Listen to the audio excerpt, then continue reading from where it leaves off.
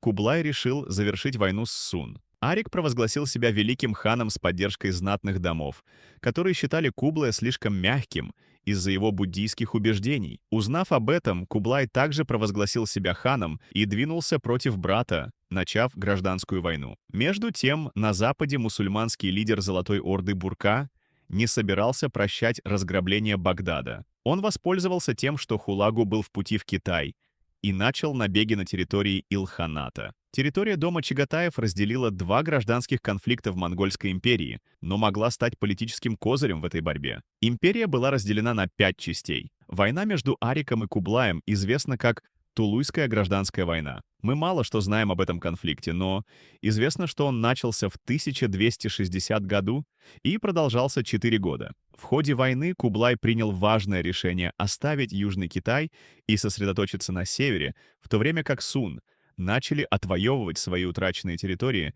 почти без сопротивления. Арик атаковал территории западного Ся, но был отброшен. Затем Кублай двинулся на Каракорум, оставленный без охраны, и разрушил его. Одновременно и Арик, и Кублай пытались посадить своих кандидатов на трон Чагатайского ханства. Арик перехватил кандидата Кублая и убил его. Внук Чагатая, Алгу, был назначен ханом. Однако, когда ситуация Арика ухудшилась, Алгу отказался помочь ему в войне и даже убил его посланников. Кулубай не сумел воспользоваться этим преимуществом, так как был вынужден отозвать свои силы в те части Китая, где было открыто восстание. Это позволило Арику начать войну против Алгу, и хотя он выиграл эту борьбу за Чагатайское ханство, он понес тяжелые потери. В результате многие из его союзников покинули его, включая его собственного сына, который украл печать великого хана и передал ее Кулубаю. Оставшись без поддержки и ресурсов, Арик отправился в Шанду и лично сдался брату. Кулубай стал новым великим ханом. Помимо разногласий в империи, эта гражданская война подтолкнула Кулубая к еще более тесной связи с китайскими войсками, бюрократами и населением. Тем временем Хулагу и Берке продолжали сражаться на своих границах в Кавказе и Хорасане. Хулагу вернулся в этот регион в 12 году 60-х. В том же году его сын Абаха вторгся на территорию Золотой Орды через Центральную Азию, но потерпел поражение. Окрыленный этим, войско Берке при поддержке Арика начало контратаку, но было решительно побеждено где-то к востоку от Каспийского моря. Тогда Хулагу решил воспользоваться маршрутом, которым шел Субутай, и вторгся на территорию Орды через перевал Дурбен. Изначально кампания выглядела многообещающе, и враг отступал под давлением. Хулагу отправил часть своих сил, возглавляемую его сыном, для преследования врага. Они наткнулись на покинутый, но хорошо обеспеченный лагерь и решили отдохнуть и устроить пир. Однако это была ловушка, и их застала вражеская основная армия Золотой Орды. После тяжелых боев войска Ильханата начали отступать через замерзшую реку Терек, но лед треснул под тяжестью людей и лошадей, и многие утонули в ледяной воде. Хулагу был вынужден отступить на юг, а Берке вернул большую часть утраченной территории. Ни одна из сторон не имела достаточно сил для продолжения войны, и, сдавшись Кулубаю, Золотая Орда также признала его власть. В 1265 году Хулагу умер, а в 1266 году последовал Берке. Это положило конец вражде, но империя монголов была расколота, и наследие Чингисхана было представлено 4 разными государствами. После окончания гражданских войн Кулубай неустанно трудился над тем, чтобы преобразовать Монгольскую империю в династию Юань. Столицу перенесли в город под названием Ханбалик, или Даду, который позже стал Пекином. В 1271 году Кулубай провозгласил себя императором. Он и его потомки постепенно становились все более китайскими, чем монголами. Он построил более 20 тысяч государственных школ, был покровителем искусств и постоянно встречался с людьми со всего мира, включая Марко Поло. Император выпустил непорочные бумажные деньги, обеспеченные серебром, которые принимались по всей Монгольской империи. Это было невиданное до этого время. Кулубай преобразовал огромную сеть из 1400 почтовых станций, превратив их в торговые посты, тем самым открыв Китай для мира как никогда раньше. Это способствовало распространению идей, пороха, других изобретений и, к сожалению, черной смерти. Он создал высокоэффективное централизованное правительство и преобразовал армию. Период Хорт ушел в прошлое. Его армия теперь состояла из небольшого корпуса монгольских воинов и огромного числа китайских солдат. Кулубай решил вновь атаковать Сон, но он понимал, что для этого ему нужно будет адаптировать свои стратегии. Китай Сон не мог остановить монголов в открытом бою, но у них были одни из лучших крепостей своего времени. Лучшей из них была крепость в Синьяне, которая имела запасы на многие годы и высокие двойные стены. Кулубай понимал, что для того, чтобы осуществить видение своего деда о завоевании Китая, ему нужно изменить свою армию. Были построены 5000 судов юань и наняты экипажи опытных северокитайских и корейских моряков с целью освоить реки Китая и блокировать поставки врага. Этот новый флот состоял из 70 тысяч обученных морпехов и стал свидетельством того, насколько приспособляемыми были монголы. Освобождение Синьяна длилось 6 лет, так как город занимал важнейшую стратегическую позицию в Китае, и его защитники знали, что если крепость падет, весь Китай последует за ней. Множество попыток было предпринято Сон, чтобы пробиться из города или подкрепить защитников, но они не имели ни малейшего шанса. То, что в конце концов сломило крепость, стал новый проект контрольно-плечевых трибючетов, которые могли метать камни весом 300 килограммов на расстояние до 500 метров. Сяньян, который держался годами, пал за несколько дней в 1273 году.